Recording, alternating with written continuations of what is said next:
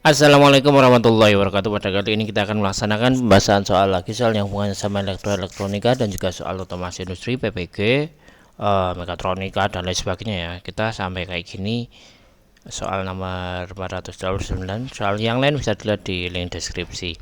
Upaya yang dilakukan untuk mencegah terjadinya kecelakaan kerja agar proses kerja menjadi kondusif, aman dan nyaman merupakan pengertian dari penyelamatan diri keselamatan diri dan kerja pencegahan musibah pengalaman kesehatan, keselamatan dan keamanan kerja atau biasa disebut sebagai K3.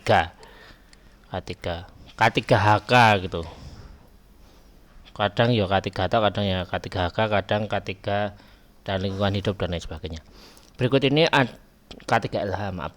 Berikut ini adalah alat-alat pengaman yang harus digunakan oleh pekerja listrik. Kalau pekerja listrik berarti alat-alat yang digunakan untuk yang berhubungan dengan pekerjaan listrik, yaitu sepatu keselamatan ya supaya nggak kesetrum kan, bocor tanah, bocor listrik, harus bocor ke tanah. Helm ya kalau misalkan dia bekerja di instalasi listrik dan memasang di atas atau mungkin ada yang masang di atas dan di bawah, dia harus butuh perlindungan. Terus kemudian bekerja dengan panel karena panel posisi di atas, kemudian dia dari jongkok kemudian berdiri, bahaya juga.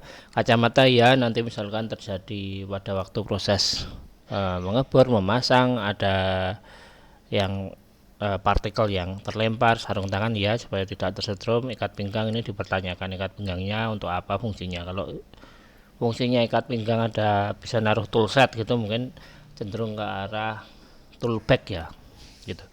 Jenis tang yang digunakan untuk memegang benda kerja adalah tang kombinasi karena dia fungsinya memegang. Jadi, saya lupa belum mengambil gambarnya. Nah, dia gambar tangnya susah. Yang jelas dia bentuknya gini, ada jepitan gini toh.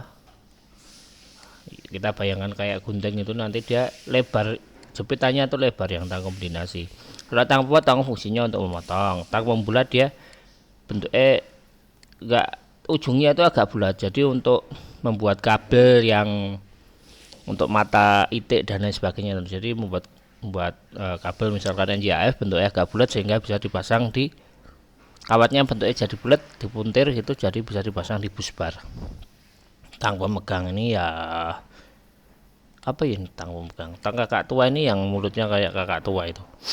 Alat yang digunakan untuk menjepit benda kerja adalah penitik, jangka, sorong, ragum, obeng. Jawabannya adalah ragum. Lah kalau penitik seperti apa, jangka sorong seperti apa, kita lihat di sini. Nih. Nah, ini adalah ragum kayak gini. Nanti ada benda kerja di sini, mau digergaji, mau dibor dan lain sebagainya, nanti diputar-putar makin kenceng atau diputar balik untuk mengurangi.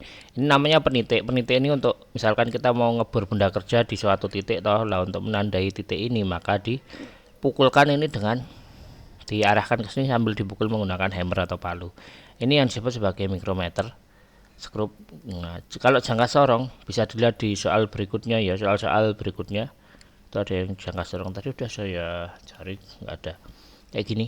Ini untuk mengetahui ketebalan suatu plat atau plat dalam jangka waktu yang dalam ukuran yang sangat kecil. Kalau jangka sorong dia agak gede dikit, lebih kecil, mikrometer gini.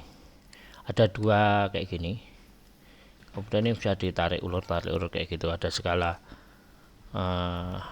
no minus apa ya, sama skala yang umum.